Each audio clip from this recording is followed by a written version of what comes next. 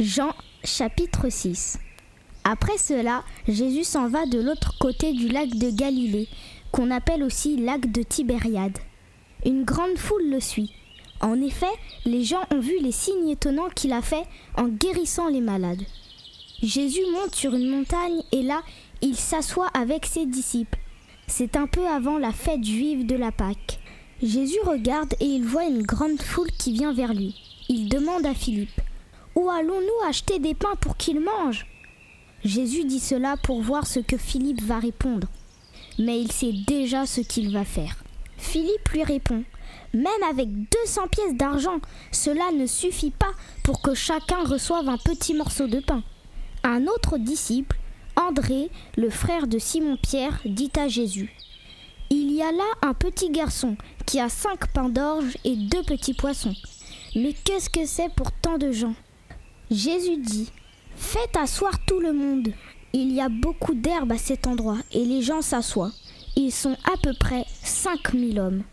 Alors Jésus prend les pains, il remercie Dieu et il les distribue aux gens qui sont là. Il fait la même chose avec les poissons.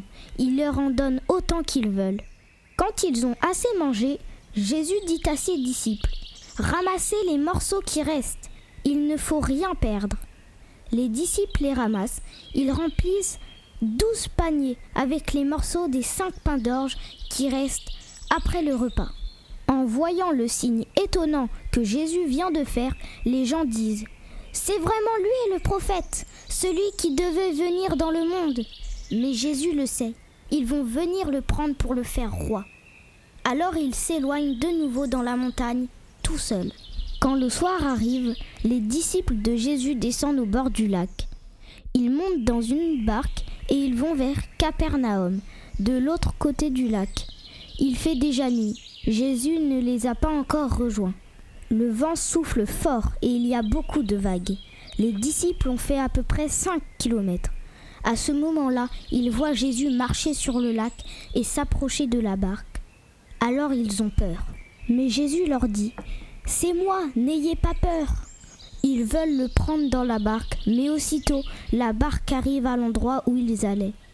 La foule est restée de l'autre côté du lac. Le jour suivant, les gens voient qu'une seule barque est partie. Ils le savent. Jésus n'est pas monté dans la barque avec ses disciples. Les disciples sont partis seuls. Mais d'autres barques viennent de Tibériade. Elles arrivent près de l'endroit où les gens ont mangé le pain après la prière de remerciement du Seigneur. La foule voit que Jésus et ses disciples ne sont pas là. Alors ils montent dans les barques et vont à Capernaum pour chercher Jésus. Les gens trouvent Jésus de l'autre côté du lac et lui demandent : « Maître, quand est-ce que tu es arrivé ici ?» Jésus leur répond : « Oui, je vous le dis, c'est la vérité. Vous me cherchez seulement parce que vous avez mangé autant de pain que vous avez voulu. Mais vous ne me cherchez pas parce que vous avez vu des signes étonnants. Ne travaillez pas pour la nourriture qui s'abîme, mais travaillez pour la nourriture qui dure et qui donne la vie avec Dieu pour toujours. Cette nourriture, le Fils de l'homme vous la donnera. En effet, le Père qui est Dieu lui-même a donné son pouvoir au Fils. » Les gens demandent à Jésus : « Qu'est-ce que nous devons faire pour accomplir les actions que Dieu veut ?» Jésus leur répond : « Voici l'action que Dieu veut. Vous devez croire en celui qui l'a envoyé. » Alors ils lui disent : « Fais-nous voir un signe extraordinaire, alors nous te croirons. Quelle action est-ce que tu fais ? Dans le désert, nos ancêtres ont mangé la manne. On lit cela dans les livres saints. Dieu leur a donné à manger du pain qui vient du ciel. » Jésus leur répond : « Oui, je vous le dis, c'est la vérité. Ce n'est pas Moïse qui vous a donné le pain du ciel, mais c'est mon Père qui vous donne le vrai pain du ciel. Oui, le pain de Dieu, c'est celui qui descend du ciel et qui donne la vie au monde. » Alors les gens disent à Jésus : « Seigneur, donne-nous toujours ce pain-là. » Jésus leur répond : « Le pain qui donne la vie, c'est moi. Si quelqu'un vient à moi, il n'aura jamais faim. S'il croit en moi, il n'aura jamais soif. Mais je vous l'ai dit, vous m'avez vu et pourtant vous ne croyez pas. Tous ceux que le Père me donne viendront à moi, et celui qui vient à moi, je ne le mettrai pas dehors. Oui, je suis descendu du ciel pour faire la volonté de celui qui m'a envoyé. Je ne suis pas venu pour faire ce que je veux. Voici la volonté de celui qui m'a envoyé. Je ne dois perdre aucun de ceux qui m'a donné, mais je dois les relever de la mort le dernier jour. Voici la volonté de mon Père. Tous ceux qui voient le Fils et qui croient en lui vivront avec Dieu pour toujours. Et moi, le dernier jour, je les relèverai de la mort. Les Juifs critiquent Jésus parce qu'il a dit « Le pain qui est descendu du ciel, c'est moi ». Et ils disent « Cet homme-là, c'est Jésus, le fils de Joseph. Nous connaissons son père et sa mère. Comment est-ce qu'il peut dire maintenant « Je suis descendu du ciel » ?» Jésus leur répond « Ne faites plus de critiques. Le Père, c'est celui qui m'a envoyé. Personne ne peut venir à moi, sauf si le Père l'attire. Et moi, le dernier jour, je le relèverai de la mort. Voici ce que les prophètes ont écrit. Dieu enseignera tous les êtres humains. Tous ceux qui écoutent le Père et qui reçoivent son enseignement, tout cela viennent à moi. Personne n'a vu le Père, sauf celui qui vient de Dieu. Lui, il a vu le Père. Oui, je vous le dis, c'est la vérité. Si quelqu'un croit, il vit avec Dieu pour toujours. Le pain qui donne la vie, c'est moi. Dans le désert, vos ancêtres ont mangé la manne et ils sont morts.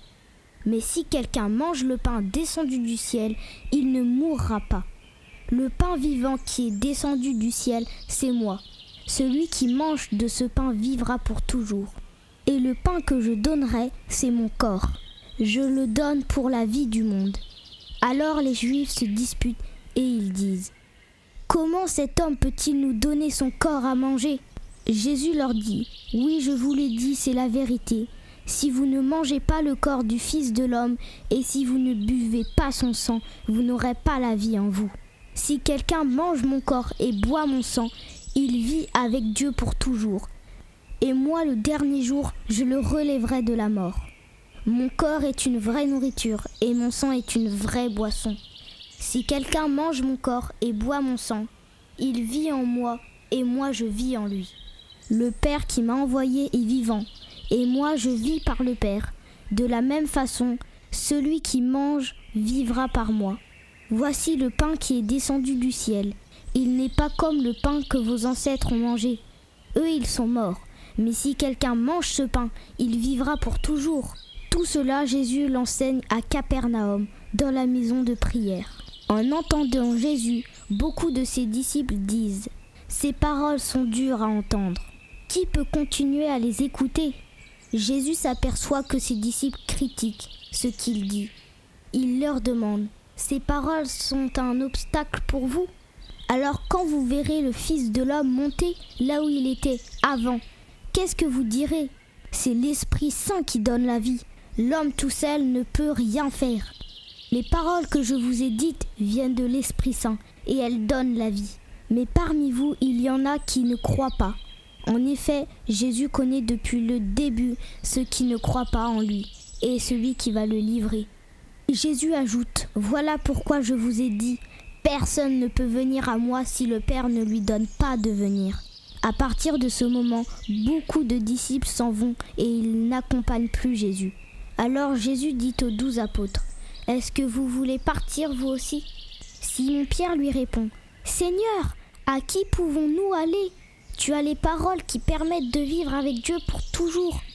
Et nous croyons et nous savons que toi, tu es le Saint venu de Dieu. » Jésus lui répond « C'est moi qui vous ai choisi, vous les 12 apôtres, et pourtant l'un de vous est un esprit mauvais. » En disant cela, Jésus parle de Judas, fils de Simon Iscariote.